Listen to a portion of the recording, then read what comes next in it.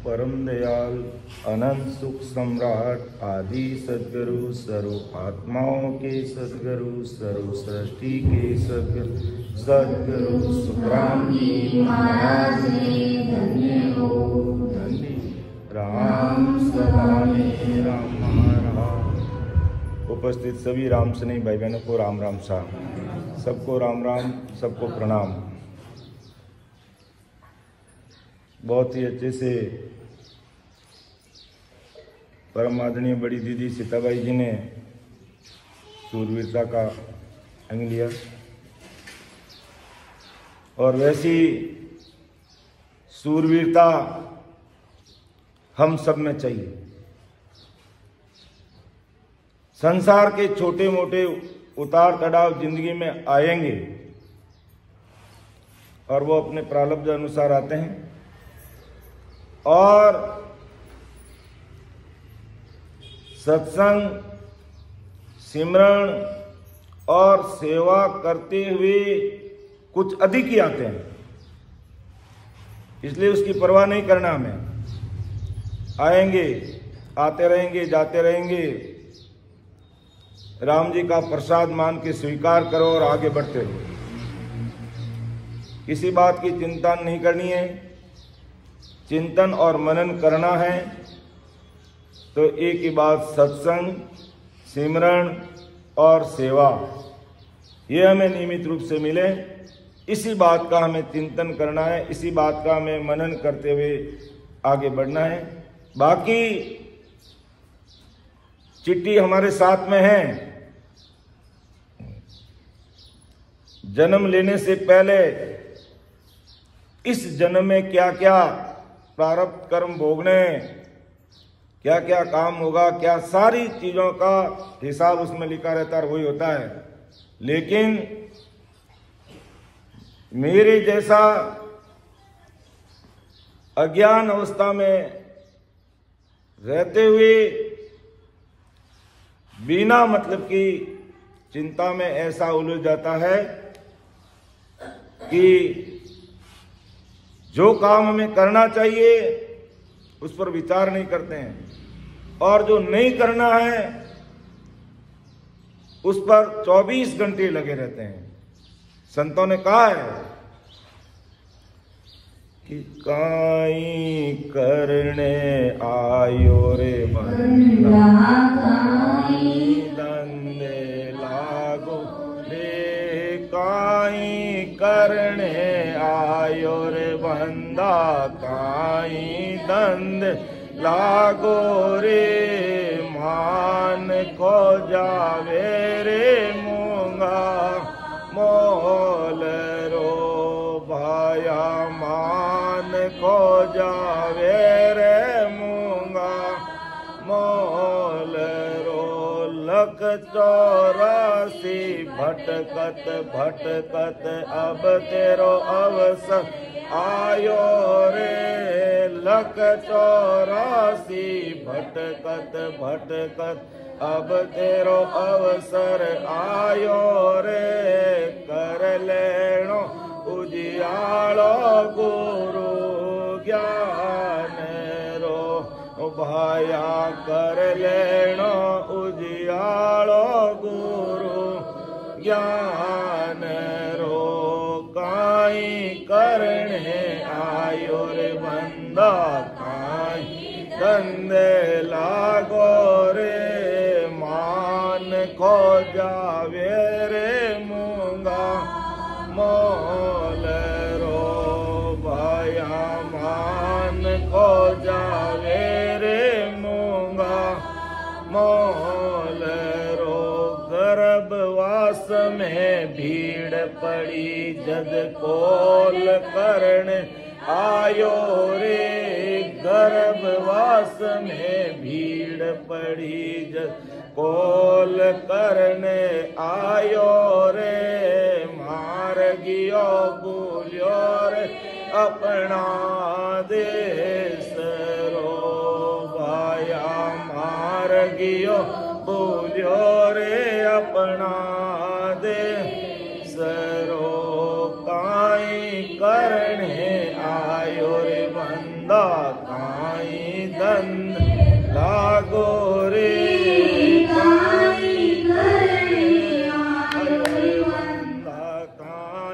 दंड लागो रे मान खो जावे रे मूंगा मोल रो भाया मान खो जावे रे मूंगा मोल रो सत धर्म मत छोड़ो रे भाया देख देख पग धरना रे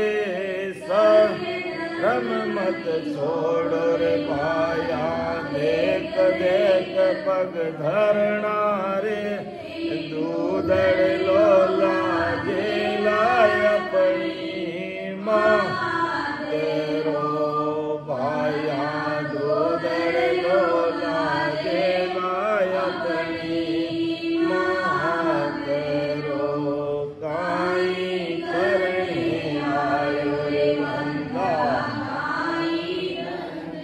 लागो रे काई करने आयो रे बंदा लागो रे मान को जावे रे मुआ मोल रो भाया मान को जावे मुआ मोल रो। तो ये मनुष्य शरीर बहुत अमूल्य हीरा है और किस कारण के लिए हमारा जन्म हुआ है, किस हेतु हमारा जन्म हुआ है और हम क्या कर रहे हैं, इस पर हमें विचार करना चाहिए, सोचना चाहिए कि लख 84 भटकत भटकत अब तेरो अवसर आयो कर लेनो उजियालो गुरु ज्ञान कि आज गुरुवाणी हमें क्या कह रही है, अर्थात अज्ञानता रूपी अंधकार को दूर करते हुए शब्द रूपी सूर्य का प्रकाश इस घट में करना है। और जितने भी केवलीमान पुरुष भवतारी संजन इस धरती पर आए सबने एक ही बात कही है। परम दयाल आदि सदगुरु सुखराम जी महाराज ने लिखा, भटकत भटकत नीट मिलो है अनवतन अवतार सुरपत देव सकल सोमंचे मिले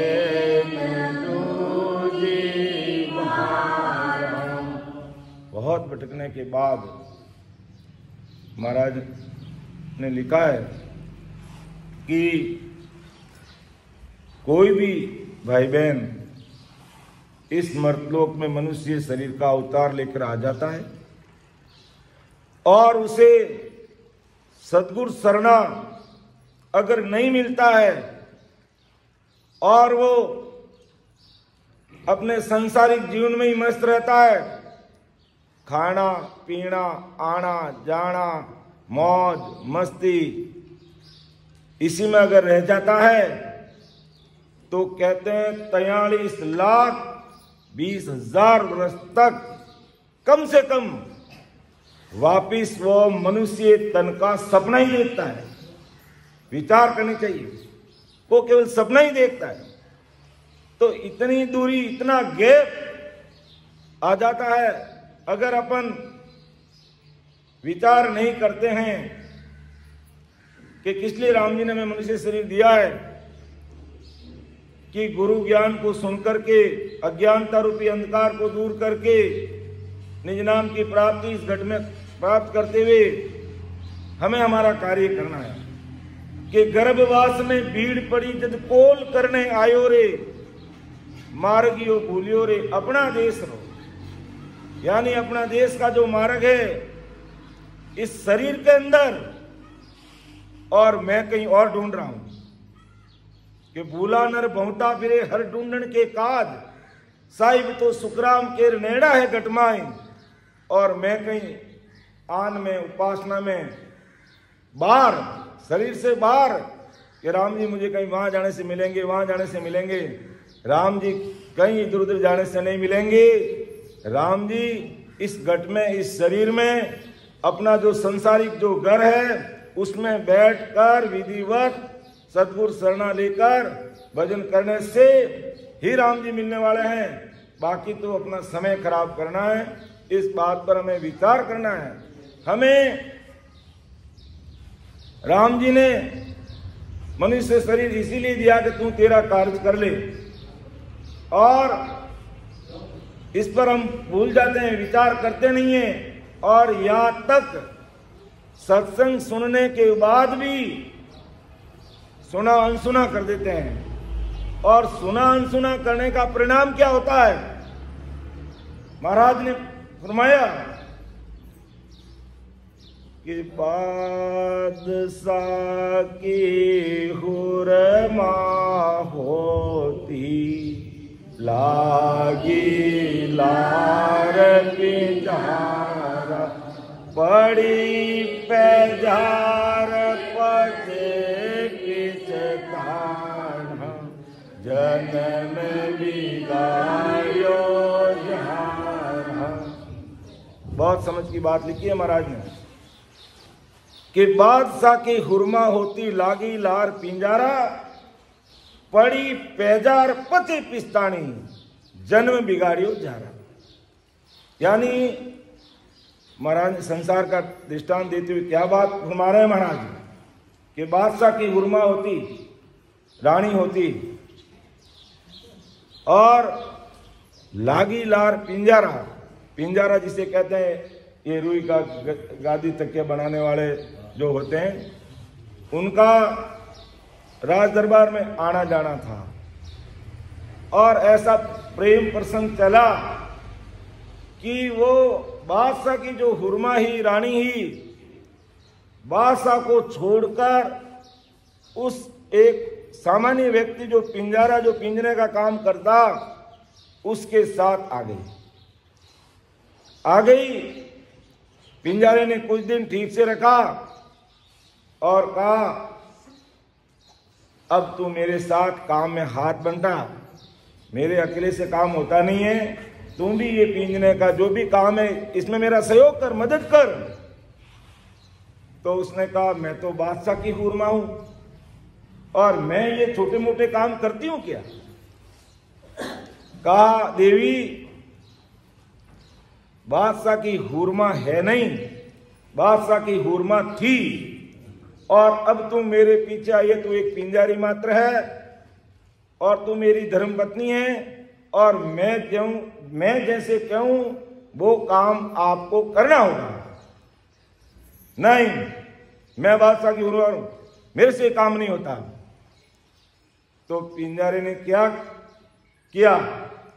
आव देखा न ताव, अपने पैर में से, पैजार कहते जूती को, अपने पैर में से जूती निकाली और सिर पे मारना शुरू कर दिया कि ले दे ले दे। काम नहीं होता है तो फिर मेरे पीछे क्यों आई तू? क्या तुझे पता नहीं है? तुझे पता नहीं है कि मैं क्या काम करने वाला हूं, मेरी क्या पहुंच है, मेरा कैसा रहन सहन है? तुझे पता नहीं था क्या? तो फिर तू क्यों आई? और आई तो तुझे काम करना पड़ेगा, और नहीं करेगी तो ये जूते तेरे लिए तैयार है, सोच लेना, विचार कर लेना। अब वो पछताने लगी, ओहो कितनी भारी भूल मैंने कर ली है, और अब यहां जूते के अलावा और कुछ मिलने वाला नहीं है। और वापिस अगर राज दरबार की तरफ मुंह किया तो जिंदा मुझे गाड़ी में बीच देगा। सहन करते क्या राजा महाराजा ऐसी चीज को? तो परम दयाल अनंत सुख सम्राट आदि सदगुरु, सर्व आत्माओं के सदगुरु, सर्व सृष्टि के सदगुरु सदगुरु सुखराम जी महाराज आज संसार की जो 8 अरब या 9 अरब पॉपुलेशन है, उन सब के सामने जोर देकर, तान कर और सीना ठोक कर कह रहे हैं कि तुम बादशाह का मतलब क्या? सस्वरूप परमात्मा की भक्ति, राम जी की भक्ति, तुम इस भक्ति करने के लिए आए हो और करने के बाद भी तुम अगर छोड़ रहे हो तो तुम्हारी गति वही होने वाली है जो बादशाह की हुर्मा की हुई है। तो बादशाह समान ये राम नाम, ये निज नाम है और उसे हम छोड़कर अगर आन उपासना, भोपा, भैरू, देवी देवता, ब्रह्मा विष्णु और अवतार कृष्ण रामचंद्र, उनकी अगर भक्ति में लगे तो उधर तो वो पिंजारी को जूते मार रहा है और इधर काल हमें बेमौत मारेगा और महत दुखों में धकेल देगा। इसलिए महाराज फरमाते हैं, बादशाह की हुरमा होती लागी लार पिंजारा, पड़ी पेजार पचे पचतानी, जन्म बिगाड़ो जारा। तो ऐसे हमें अपने जन्म को नहीं बिगाड़ना है, अर्थात जिस काम के लिए सस्वरूप साहिब ने हमें मनुष्य शरीर रूपी ये अमूल्य हीरा देकर के इस धरती पर भेजे हैं, उसका सदुपयोग करना है, मिसयूज नहीं करना है इसका कि हमारे पास समय नहीं है, कि अभी मेरे पास समय नहीं है। और जब काल सिर पे आकर के खड़ा हो जाता है, कोई उससे बोलता है कभी मेरे पास समय नहीं है, तेरे पास समय नहीं है लेकिन मेरे पास समय है तेरा कंठ दबाने के लिए। कोई अपनी कुछ भी सुनने वाला नहीं है। इसलिए हमें कि कर लेनो उजियारो गुरु ज्ञान रो, कहीं भी छोटी मोटी भी मेरे अंदर कोई अज्ञानता है तो मुझे निकालने का प्रयास करना चाहिए। और सीधी सड़क, ये सीधी सड़क महाराज ने बता दी हमें, कहां से? मर्तलोक से अमरलोक जाने का मार्ग स्पष्ट कर दिया महाराज ने। कैसा मार्ग है, कहां कहां पर तुम्हें जोर सिमरन करने की आवश्यकता रहेगी, कहां कहां पर तुम कैसे सुखों का आनंद लोगे, सब इस मार्ग का खेल महाराज इस गुरुवाणी के अंदर महाराज ने गढ़ पर्चा कह दो, सुख विलास कह दो, अलौकिक ग्रंथ कह दो, सब जगह अत्ते से एक एक चीज का महाराज ने खुलासा करके हमने अपने सामने रख लिया। तो अगाध बोध का विषय महाराज ने अपने सामने रखा है और मैं पिछली साखी को लेते हुए आगे बढ़ रहा हूं कि कौन हमें बंधन में लगा रहा है और कैसे हमें छुटकारा पाना है, वो आज हमारे ज्ञान गुरुदेव जी महाराज या यूं कह दो वाणी जी महाराज आदि सदगुरु सुखराम जी महाराज की जो अणवे बातें हैं वो अपने सामने रख रहे हैं कि बीरमा विष्ण महेश्वर सगति जाए बंधन दिया, सत बैराग बिना नहीं छूटे, बहुविध गाढ़ा किया। सत बैराग, ये सत चीज जब तक घट में प्रकट नहीं होगी तब तक इन बंधनों से जो ब्रह्मा विष्णु महेश शक्ति ने लगाए उनसे हम छुटकारा नहीं पा सकते, उनसे अपन मुक्त नहीं हो सकते। और कई भाई बहनों को देखा है इतना भारी ज्ञान सुनने के बाद अन्यत्र भटकते फिरते हैं, लटकते फिरते हैं, अटकते फिरते हैं। और जरा सी संसारी काम के लिए,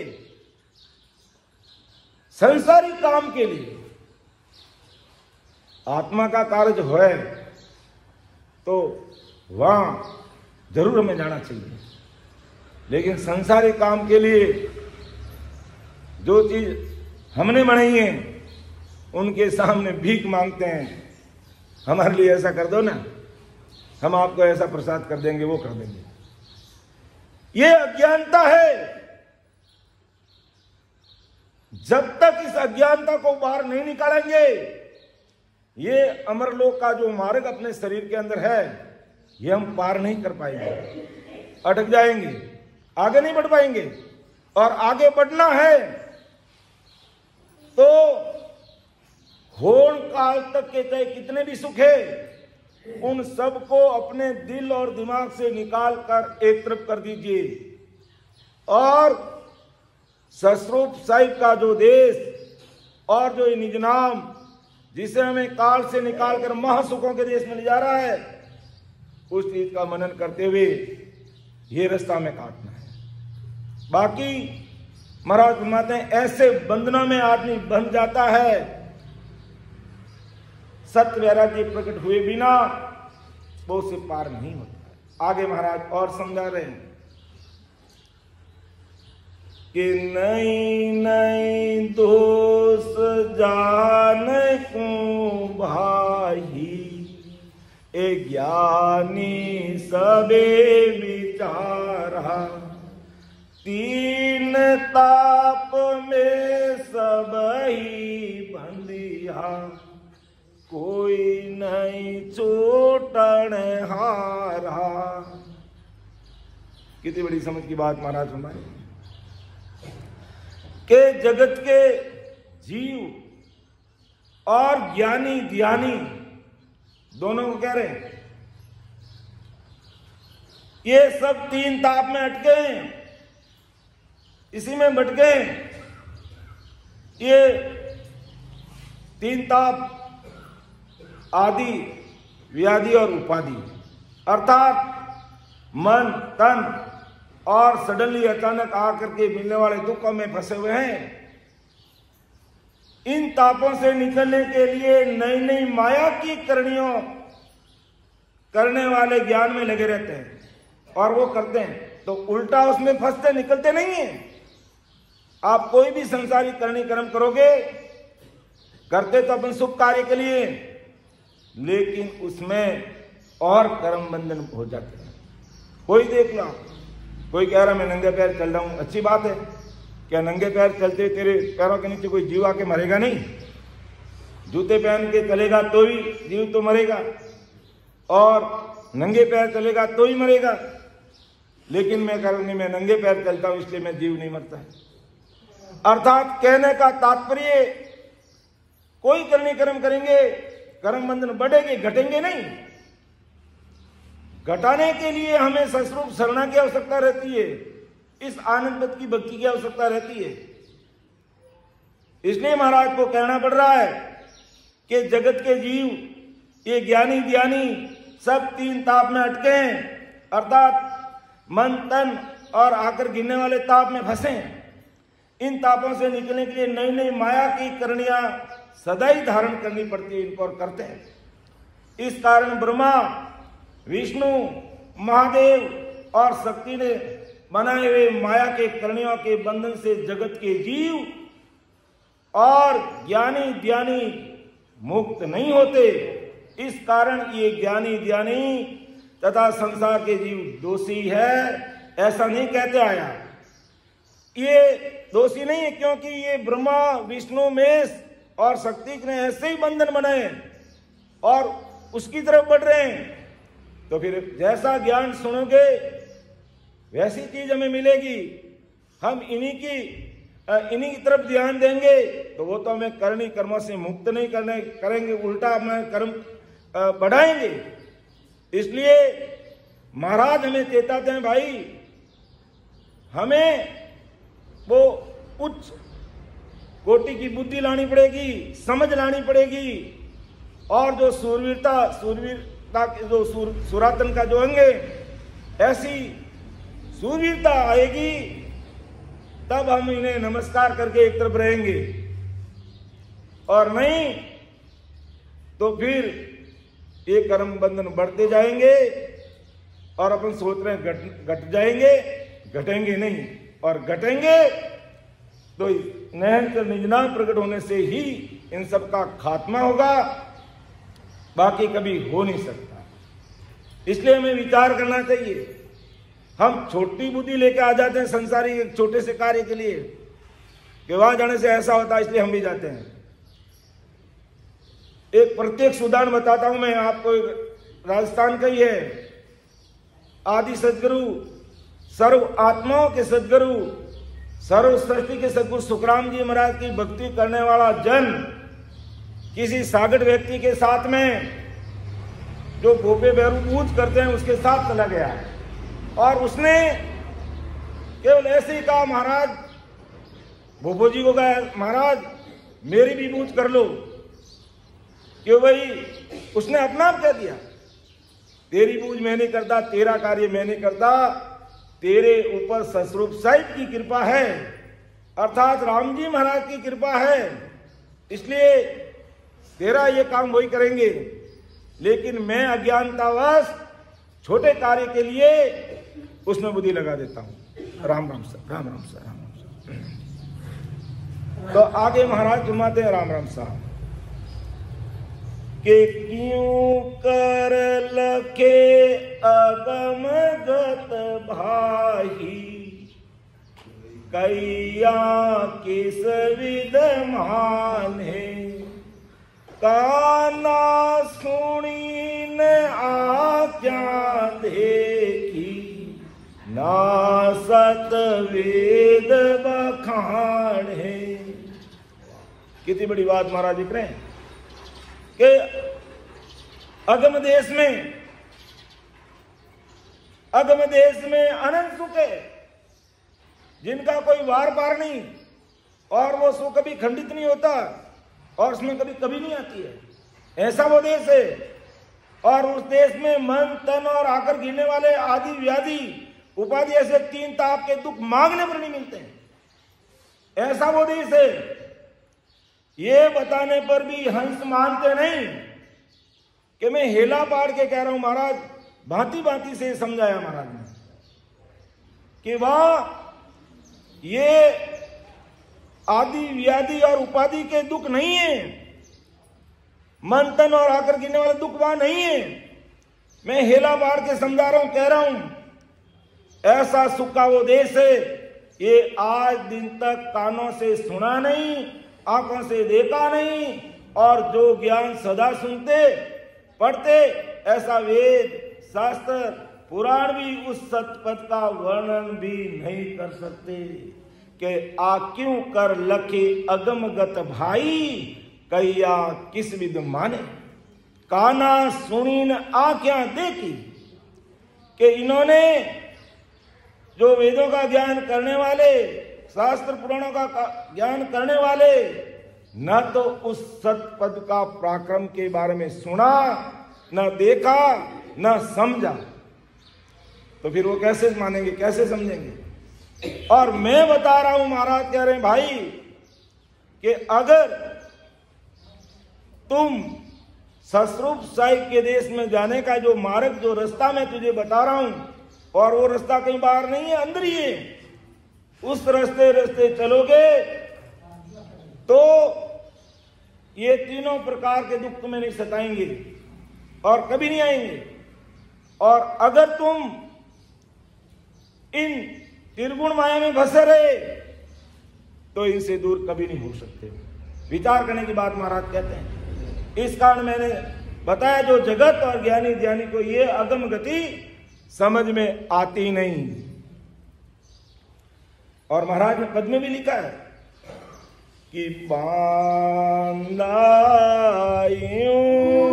जोग मोहन जाने रे, बांधायूं जोग मोहन जाने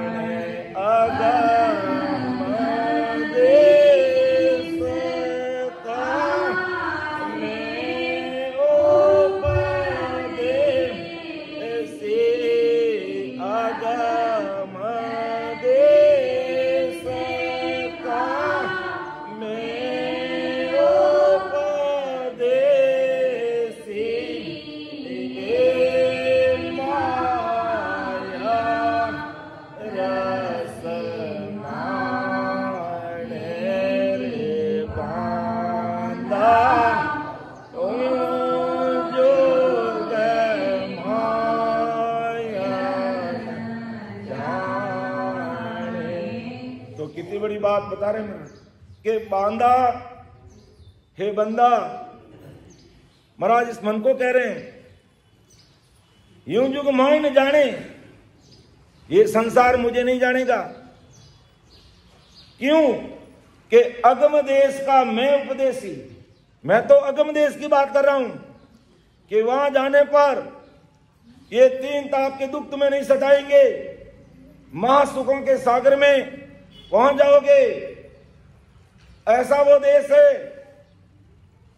और जाते ही सामने संत मां बधावना करते हैं कि ओहो कोई परम भाग्यशाली भाई बहन हैं जो इस मर्तलोक में रह करके ससुर परमात्मा की भक्ति करके उस देश में आ रहा है।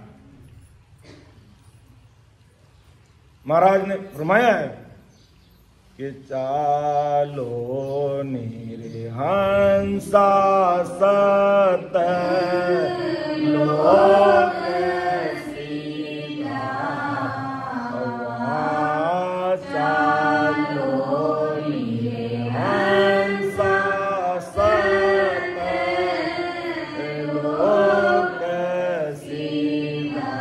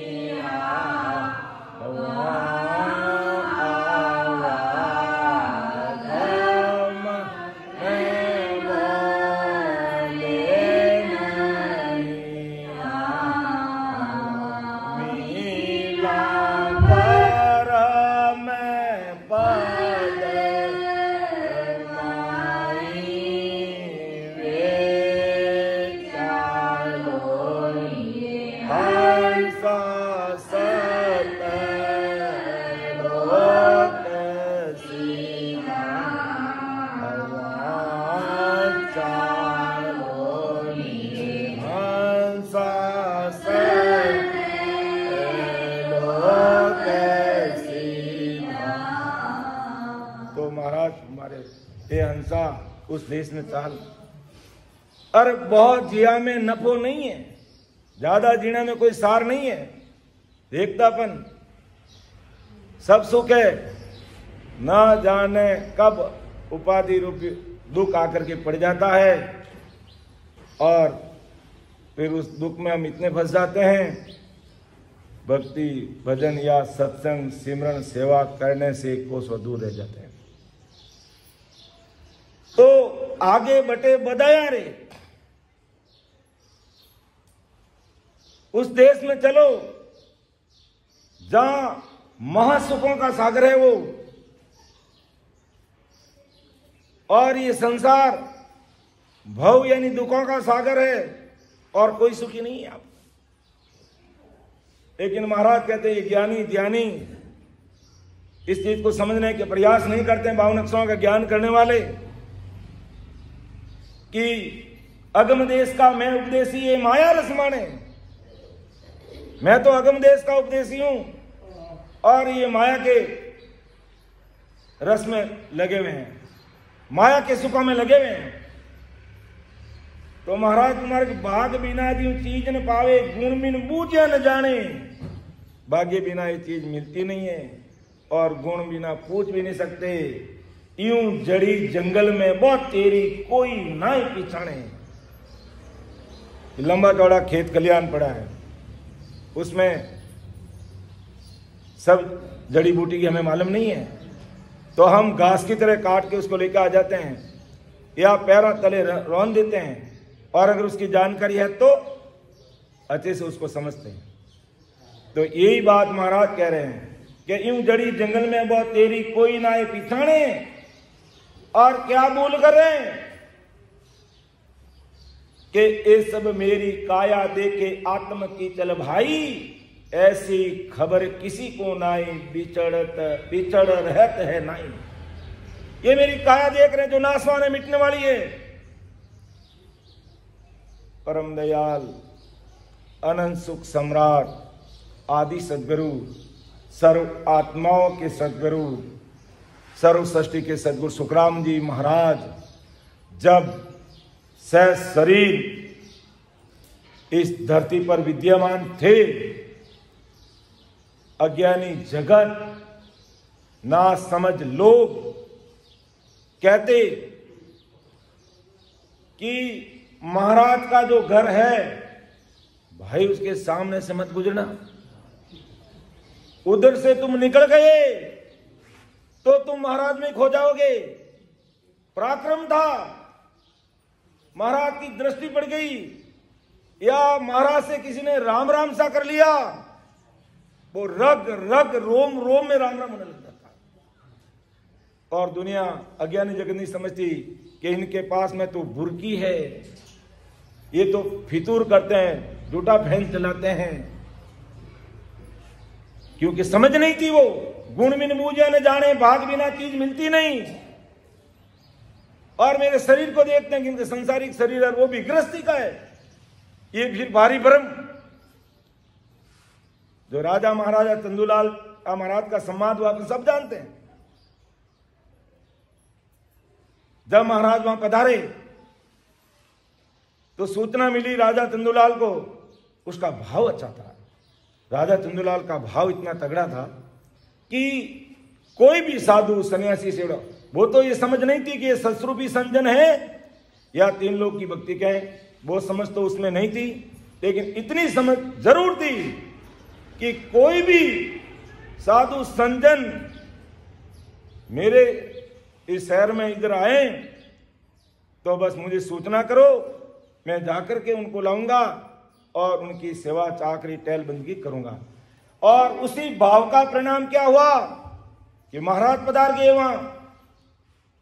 तो बातों बातों में किसी ने जाकर के राजा चंदूलाल को कहा कि मारवाड़ के बहुत बड़े महात्मा पधारे हैं।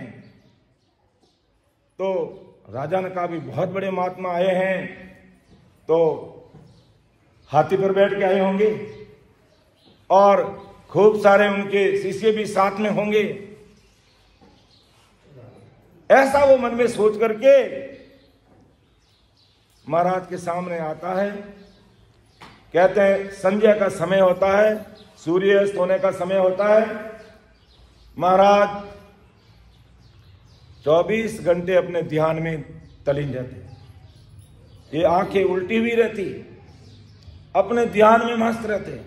और कोई बोलता कि राम राम महाराज, राम राम महाराज, तो एक आध बार अगर महाराज की इच्छा होती तो राम राम बोलते, बाकी अपने ध्यान में मस्त रहते।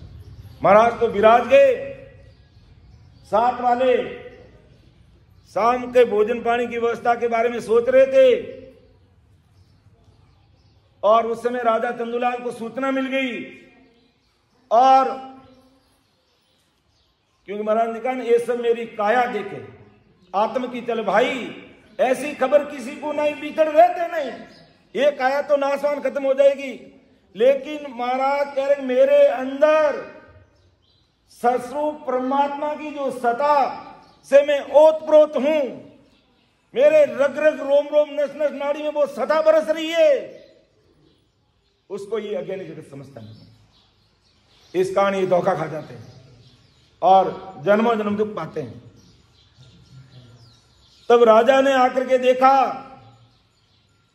महाराज विराजमान, और पूछता है कि मारवाड़ के जो संत महात्मा पधारे हैं बहुत बड़े, उनके हमें दर्शन लाभ कराओ, और वो कहाँ हैं? तो कहा महाराज ये यहीं विराजमान है। कि इधर ही विराजमान है? ये मानपुर से ही हूं, ये तो गृहस्थी आदमी है। और कौन कौन लोग साथ में हैं? कि महाराज के घरवाले गुरु माता जी अपने साथ में थे, और महाराज के बड़े बेटे भक्तौरमल जी साथ में, हरिकिशन जी भाई साहब साथ में। राजा का सोचने का नजरिया बदल गया, भाव में कमी आ गई। कहा मैं क्या सोच रहा था और या मुझे क्या चीज मिली। और पूछ लिया कि आप साथ तो बाजो था के बेस तो को नहीं। महाराज ने कहा राजा मेरे बेस की बात बाद में करना, तो ये बता यहां क्यों आया, क्यों आया तू यहां? कि महाराज मेरा भाव है कि मैं आपको घर ले जाऊं, पहलबंदगी सेवा जो भी मेरे से होती वो करूंगा। तो तेरे भाव को सफल कर, आगे की बात में सोचना। जिस भाव से आया उस भाव को सफल कर, तेरे घर ले चल, और तुझे जो सेवा चाकरी करनी कर, और अंदर में तेरे जो दिमाग में जो कचरा भरा हुआ है वो सब मैं साफ करने के लिए आया हूं तेरे पास, चिंता मत कर। महाराज घर पधारते हैं और ज्ञान चर्चा होती है। तब क्या बैठ, कानों की खिड़कियां खोल दे और अच्छे से मेरी बात को सुनना। कि राजा ऐसा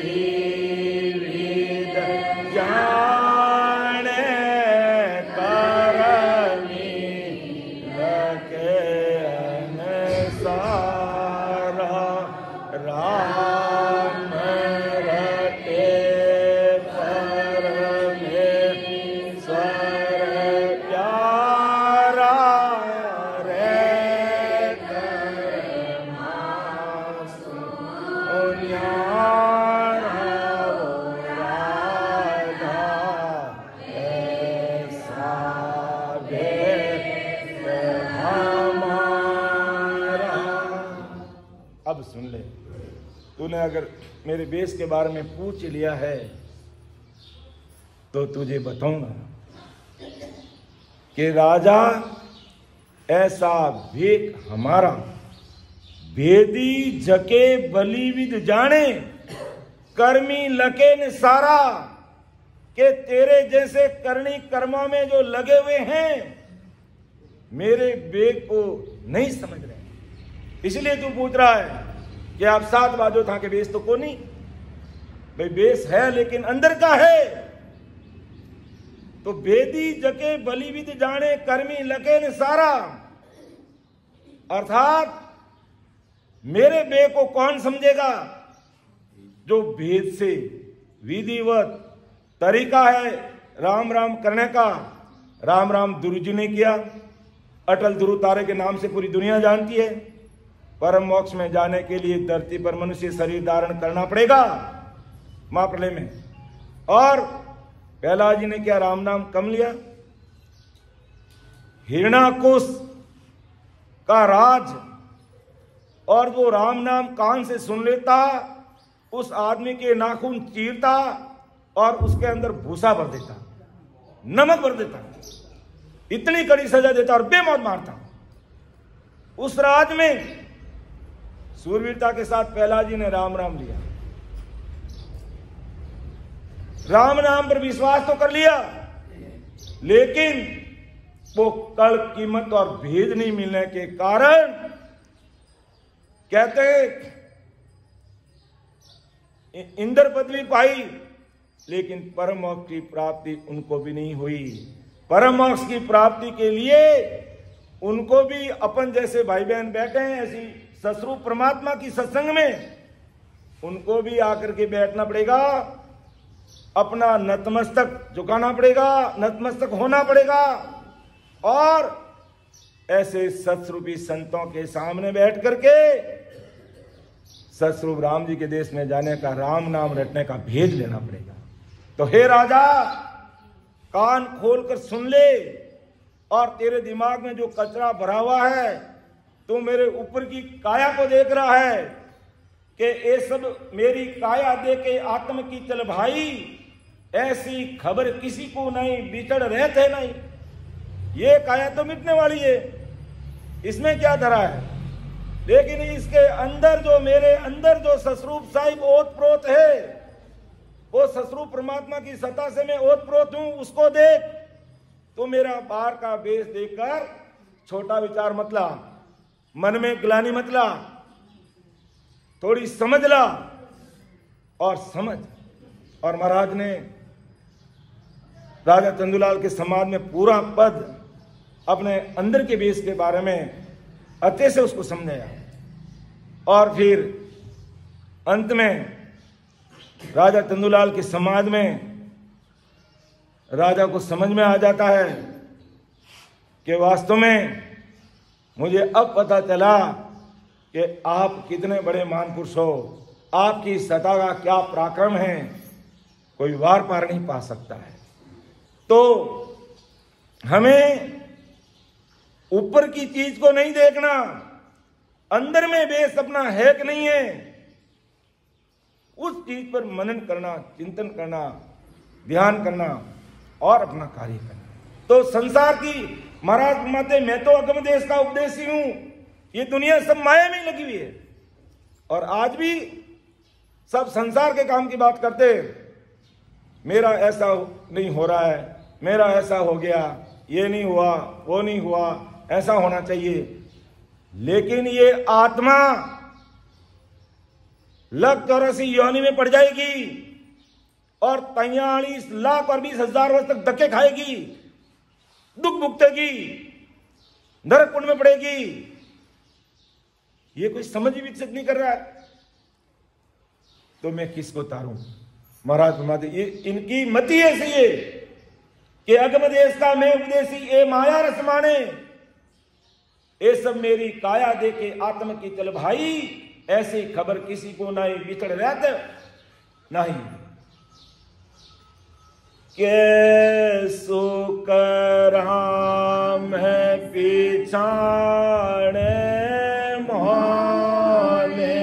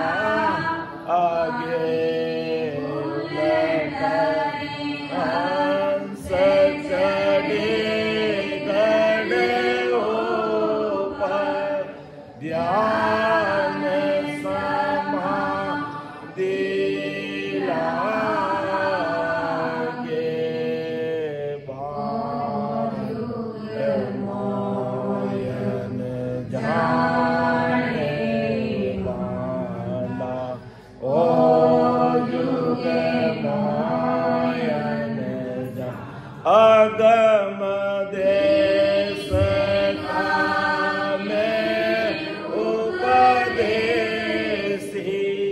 ए माया रस माने जोग मोयन जाने बांधा जोग मोयन जान। कै सुखराम पीछाने माने, अगर मुझे पहचान लिया, शरीर से नहीं, मेरे अंदर जो ओत प्रोत ससुर राम जी की जो सता है वो नहनचर कूट कूट के भरा हुआ है। अगर कोई उसको पहचान लेता है तो मैं मेरे ज्ञान के अनुसार चलते हुए जो विधि सिमरन करने वाले भाई बहन हैं उनके अंदर भी वो सता डाल देता हूं, अर्थात वो ससुर परमात्मा की सता ब्रह्म विराट से आकर के उसमें प्रकट हो जाती है। तो कै सुखराम पिछाने माने तामे निज पद जागे, उलटर हंस चढ़े गढ़ ऊपर ध्यान समाधि लागे। ऐसा वो ध्यान समाधि में तलीन हो जाता है। लेकिन इस संसार के ज्ञानी ध्यानी बावन अक्षरों का ज्ञान करने वाले वेदांती ये सब माया रस माने। मैं तो अगम देश की बात कर रहा हूं और ये सब माया के सुखों में लगे हुए हैं और माया के सुख अस्थायी है, ये स्थायी नहीं है। तो हमें जो स्थायी सुख है, अखंडित सुख है, सदा रहने वाले हैं, वो सुख प्राप्त करना है। तो महाराज परमदयाल सदगुरु सुखराम जी महाराज फरमाया है कि क्यों कर लखे अगम गत भाई, कैया की सरिद माने, काना सुनी न आख्या देखी, ना सतवेद बखान है।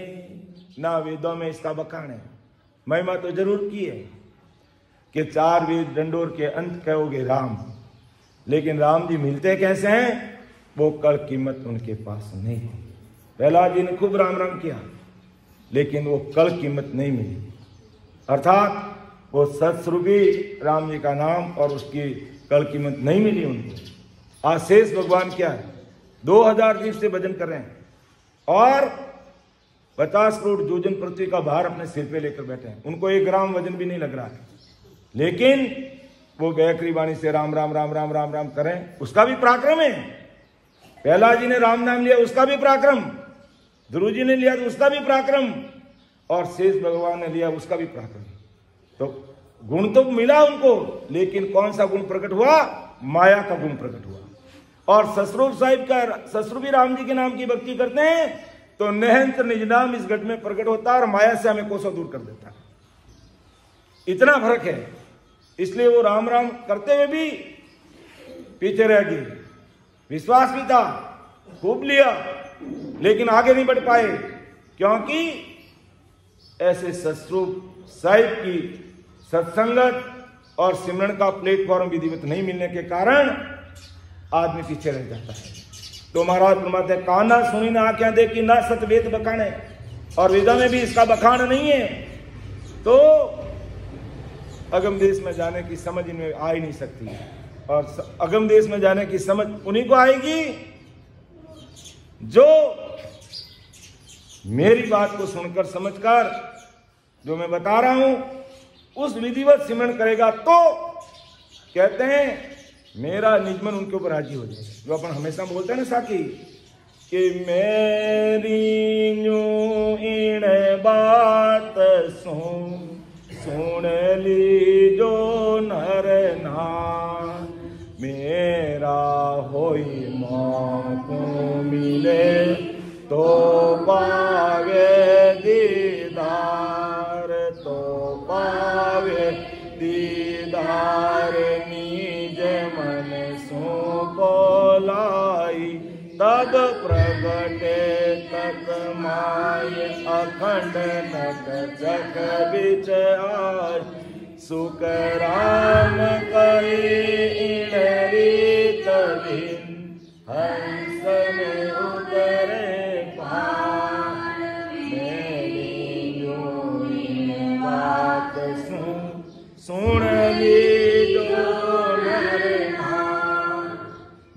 होकर मेरे में मिलेगा, अर्थात मुझे निजमन देगा तो मेरी निजमन होगी।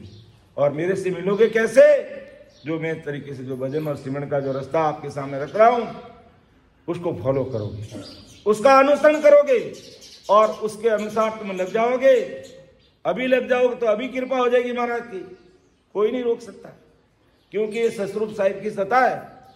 व्यक्ति विशेष और स्थान विशेष की सत्ता नहीं है, ये ससरूप परमात्मा की सत्ता सर्वव्यापक है और ऑल ओवर वर्ल्ड में ये काम करती है, पूरे संसार में सत्ता काम करती है। जिसने सत्ता को समझने का प्रयास किया, अर्थात ससरूप राम जी के नाम की भक्ति पर आगे कदम बढ़ाए, तो उसके ऊपर महाराज की कृपा हो जाती है, उसके ऊपर महाराज की मेहर हो जाती है। तो ये मैं अगम की बात कर रहा हूं, ये कैसे लगेंगे? संसार के ज्ञानी ज्ञानी 52 अक्षरों का ज्ञान करने वाले त्रिगुण माया में फंसे हुए कैसे करेंगे? लेकिन हम छोटा मोटा संसार का उतार चढ़ाव आ जाता है और उसमें अपन भूल कर जाते हैं और माया के चक्र में फंस जाते हैं। ऐसा नहीं करना, चाहे भले ही कुछ भी हो, करेंगे तो ससरूप साहिब भी करेंगे। आदि अपने लिए तो कुछ भी मानो, चाहे इष्ट देवता मानो, चाहे कुछ भी मानो, अपने लिए ससरूप साहिब राम जी महाराज जी अपना काम यही करेंगे, चाहे संसारिक कार्य है और चाहे आध्यात्मिक कार्य है, चाहे लौकिक है चाहे प्रलोक का काम है, वही करने वाले हैं। लेकिन विश्वास ऐसा चाहिए। अरे संसार के 3 लोक की भक्ति करने वाले 3 लोक की भक्ति पर इतना विश्वास करते हैं और उनका काम इस तरीके से हो जाता है, तो अगर अपन इतने बड़े महाराज की भक्ति करने वाले, सत्संग सिमरन करने वाले भाई बहन हैं, और जब तक हम ऐसा विश्वास नहीं कर सकते क्या? कर सकते हैं। धोखा क्यों खा जाते हैं? विश्वास अविश्वास में बदल जाता है। कमी अपने अंदर ही है, अर्थात कमी मेरे अंदर ही है और किसी में कमी नहीं है। इस पर मनन करना। तो क्यों कर लखे अगम गत भाई, कैया किस विध माने, काना सुनी ने आज्ञा देखी, ना सत वेद बखाने। आगे महाराज तुम्हारी है कि नहीं नहीं दोष किसी को भाई, ओ इचरज मांडा होई, सत स्वरूप आनंद पद कही, आगत लखे न कोई। बहुत समझ की बात बता रही है महाराज के सत्य स्वरूप आनंद पद कहिए, आगत लखे न कोई, अर्थात शारीरिक सुखों की तो बात पूरी दुनिया कर रही है, शारीरिक ऐस आराम की बात सबके सामने रख रहे हैं, लेकिन सत्य स्वरूप आनंद पद कहिए, आगत लखे न कोई। परमहंस की बात जो है वो बिरला जन ही करते हैं कि भाई हमें और कुछ नहीं चाहिए, बस यैन कैन प्रकैन बस इस जीवात्मा का कार्य हो जाए और उसके बाद में तो बोली राम जी शरीर भी ले जाएं, छोड़ जाए तो कोई परवाह नहीं। ऐसा सोच और विचार करने वाले कोई बिरला जन ही है। तो परम दयाल अनंत सुख सम्राट आदि सदगुरु सुखराम जी महाराज क्या फरमा रहे हैं कि भाई सस्वरूप आनंद पद यानी मां सुखों का जो आश्रय का पद, यानी जो सुख नकल रूप में जगत में मिलते नहीं, कि वहां के इतने भारी सुख हैं दुनिया में, यहां कोई नकल नहीं है, कहीं बता नहीं सकते। चाहे बोले तुम 5 स्टार में जाओ, 7 स्टार में जाओ, 10 स्टार में जाओ, ना जाने कितने कितने स्टार हो गए, मुझे मालूम नहीं, ना मैं कभी गया और ना जाने की मेरी कोई वहां औकात है और ना मुझे ऐसे सुख चाहिए। तो भले अपन कितना ही संसारिक सुख ले लेंगे, लेकिन वो जो वहां का जो सुख है, अपन भाई बहन सिमरन में बैठते हैं और वास्तव में जब वो सिमरन का सुख आता है उसकी बराबरी हमारा संसार का कोई सुख नहीं कर सकता। वो आनंद ही अलग है, वो सुख ही अलग है।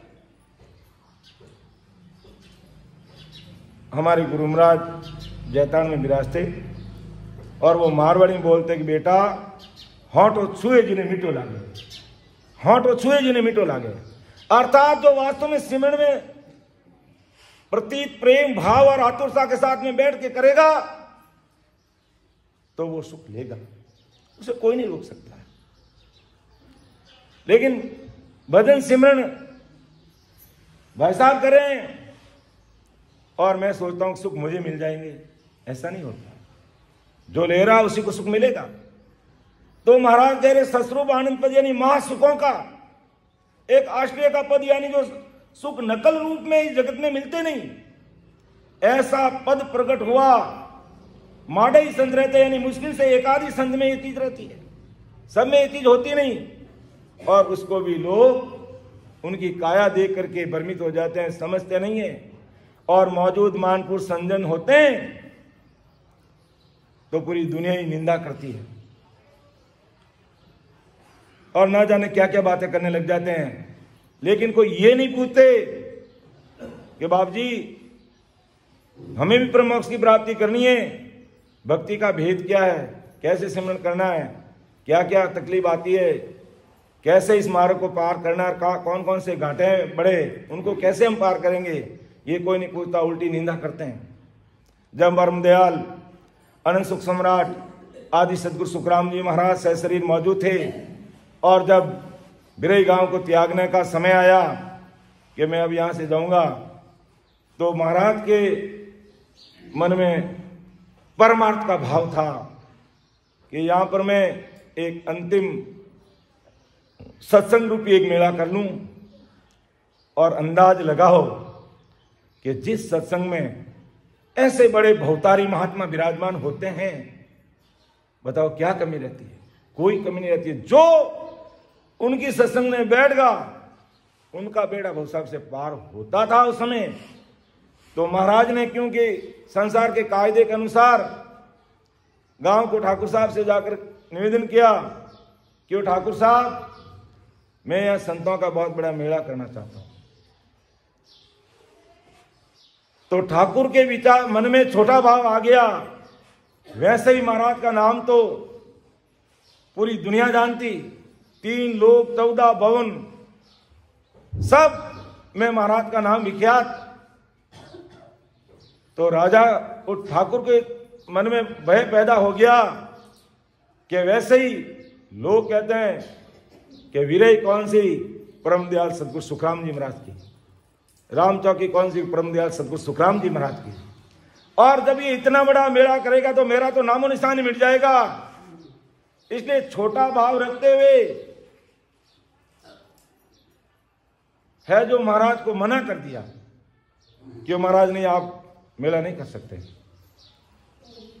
महाराज कभी जिद नहीं करते। कहा ठाकुर साहब कोई बात नहीं, मेरा तो मेला गया और तुम्हारी ये विरई चली जाएगी। तो कहते हैं 3 दिन बाद में जोधपुर दरबार ने ठाकुर साहब से वो विरई छीन ली और खालसा में घोषित कर दी। तो संतों का अनादर करने पर कौन बच सकता, और वो भी इतने बड़े भवतारी महात्मा। फिर महाराज जब गांव छोड़कर निकल गए, घोड़ा लेकर पीछे खूब दौड़ा और महाराज के चरणों में नतमस्तक होकर कहने लगा कि महाराज आप एक बार वापिस विरई पधार जाओ। क्यों ठाकुर, त्याग दिया सो त्याग दिया, क्यों अब मेरा क्या होगा? अब तेरा वही होगा जो राम जी करेंगे। और महाराज निकल गए, वापिस नहीं आए। महाराज का जो भाव था अनंत जीवों को वहां सह शरीर तारने का था, वहां पर विरई के अंदर उसकी आड़ में ये ठाकुर आया। तो कहने का तात्पर्य ये है कि मुश्किल से ऐसे बहुतारी संतों का हमें सानिध्य मिलता है और उसको हम पहचानने की कोशिश नहीं करते और उल्टी जगत निंदा करता है। तो मुश्किल से एक आध ही संत रहता है, इसलिए जगत के ज्ञानी ध्यानी और लोग सस्वरूप आनंद पद की गति जानते नहीं और ये सस्वरूप आनंद पद का ज्ञान जगह जगह न होने के कारण इस जगत के लोग ज्ञानी ध्यानी इस आनंद पद की गति को नहीं समझ सकते, इसलिए इनको किसी को दोष नहीं। क्यों हर जगह पे ऐसी सत्संग भी नहीं होती है। आज अन्य ज्ञान ब्रह्मा जी ने 4 वेद बनाए तो 88,000 ऋषि मुनियों को जगत में भेज दिया कि जाओ मेरा ज्ञान करो, तो पूरी दुनिया उनको जानती है, ज्ञान को जानती है और जगह जगह ये ज्ञान मिलता नहीं है, इसलिए भी ये लोग पीछे रह जाते हैं। परम भाग्यशाली भाई बहन है अपन जो महाराज की सत्ता से, महाराज के ज्ञान से, महाराज की सत्संग से अपन ओतप्रोत हो रहे हैं और इस जगह पर हमारे सेठ साहिब राधा किशन जी महाराज की कृपा कि राम नाम की गंगा इस महाराष्ट्र में फैला दी और कितने प्रेम से प्रतीत के साथ भाव के साथ सत्संग सिमरन और सेवा करने वाले भाई बहन देखने को मिल रहा है। देखते ही हृदय गदगद हो जाता, कितना तगड़ा भाव। धन्य है ऐसे भाव को और महाराज से ये अरदास करते हैं ऐसा भाव हम सभी भाई बहनों का बना रहे। तो नहीं नहीं दोष किसी को भाई ओ इगरज माडा होही सत स्वरूप आनंद पद कही है आगत लकैन को ही। ये गति हर एक नहीं लग सकता, जिसने लग लिया है समझ लो उसकी अज्ञानता खत्म होगी और ज्ञान रूपी सूर्य उसके घट में प्रकट हो जाता है और महाराज की उसके ऊपर भारी कृपा हो जाती है। तो क्योंकि हमें सत्संग के साथ में हमारा 1 घंटे का सिमरन का कार्यक्रम भी है और 11:30 बजे तक हमें सत्संग लेने का आदेश मिला है, तो क्यों नहीं अपन सिमरन में ध्यान दें। ज़्यादा ज्ञान चर्चा में कोई ज़रूरी नहीं है क्योंकि ज्ञान अपन हमेशा सुनते हैं, लेकिन उस ज्ञान को घट में कैसे प्रकट करना है वो हमें सिमरन के द्वारा ही पता चलेगा। सस्वरूप परमात्मा की सत्ता क्या है, सस्वरूप साहिब क्या है, सस्वरूप साहिब का ज्ञान क्या है, सस्वरूप साहिब की संगत क्या है, वो अज्ञानता दूर होकर इसमें शब्द रूपी सूर्य प्रकट होगा तो ये सारी चीजें हमारे समझ में आएगी, नहीं तो मैं भले कितना ही बोलता रहूंगा समझ में नहीं आएगा। इसलिए महाराज को समझने के लिए, महाराज की सत्ता को समझने के लिए, महाराज की सत्संग समझने के लिए और अपना आप इस आत्म राम इस आत्मा को सस्व परमात्मा में भेजने का मार्ग को समझने के लिए हमें सिमरन ही करना पड़ेगा और वही हमारा आधार स्तंभ है। तो मैं सभी राम सनई भाई बहनों से हाथ जोड़कर प्रणाम करते हुए कर निवेदन करता हूँ कि अपन बराबर 11:30 बजे तक हमें या उससे 10 मिनट पहले लास्ट में एक सर्जिश ले लेंगे, 11:30 तक समापन कर देंगे। तो 11:20 तक हम महाराज को अरदास करते हुए सिमरन करेंगे, उसके बाद में एक हरदश लेते हुए समापन की ओर आगे बढ़ेंगे। जैसा दिशा निर्देश मिला उसकी अनुपालना करते रहेंगे। तो आज की सत्संग में बोलने में कहने में त्रुटि मेरे से रह सकती है, छोटा भाई समझ करके मुझे क्षमा करना, माफ करना और मार्गदर्शन करना, क्योंकि ये संसारिक पुतला गलती हो ही जाती है, बोलने में कहने में क्षमा करना। राम सभा में राम राम सा। सुन जो मैं निर्दोष हूँ गाट मांद जस हो, तुम हर बोलन हार हो, क्या जानेगा को। परम दयाल अनंत सुख सम्राट आदि सद्गुरु, सर्व आत्माओं के सद्गुरु, सर्व सृष्टि के सद्गुरु, सद्गुरु सुखराम जी महाराज ने धन्य हो धन्य। राम सभा में राम महाराज राम राम साहब। सभी को राम राम, सभी को प्रणाम। अब महाराज को अरदास करते हुए प्रतीत प्रेम भाव और वीर व्याकुलता के साथ में हमें सिमरण करना है। और वीरे कैंप में महाराज ने कैसी कैसी वीरे लाने के फॉर्मूले बताए। क्या महाराज को राम जी नहीं मिले इसलिए वीरे लाए? हमारे लिए एक फॉर्मूला रखा वीरे कैंप के माध्यम से कि किस प्रकार हमें अरदास करनी चाहिए। एक साथी लेते हुए मैं आगे बढ़ाऊं, बता रहा हूं कि कैसे महाराज ने अरदास की है, और वही अरदास विनती निवेदन प्रतीत लाते हुए हमें आगे बढ़ना है कि भूख लगी प्यासा मरूं, अब हर रयो न जाई, जियूं त्यों समझो साइया, नीर पिलावो लाई। अब अपना मूल्यांकन कीजिए। परमात्मा मिलने के लिए ऐसी भूख और प्यास और तलब लगी है कि जिस दिन आपने खाना नहीं खाया है, विचार कर लीजिए, अपना आपका मूल्यांकन कर लीजिए। ऐसी तलब, ऐसी पीड़, ऐसी वीर व्याकुलता होनी चाहिए कि मुझे आज सवेरे उठ करके 3 बजे से 6 बजे तक 3 घंटा सिमरण करना था, लेकिन कारणवश मैं नहीं कर पाया। उसका दिल में दर्द दिन भर रहना चाहिए और सोने से पहले उस कमी को पूरा कर लेना चाहिए। नहीं तो फिर अपन लिखी हुई बात को बोलते हैं, इस कान से सुनते हैं, इस कान से निकाल देते हैं, कोई मतलब नहीं रहता। तो ऐसी तलब, ऐसी पीड़, ऐसी प्यास चाहिए। और कैसी होनी चाहिए वो महाराज हमारे सामने रख कर गए हैं कि भूख लगी प्यासा मरूं। किसके लिए? साहिब के लिए। तो क्या हम सिमरण नहीं हुआ तो कुछ समय के लिए बिना पानी बिना खाए रहे? इतना दिल में दर्द हुआ क्या?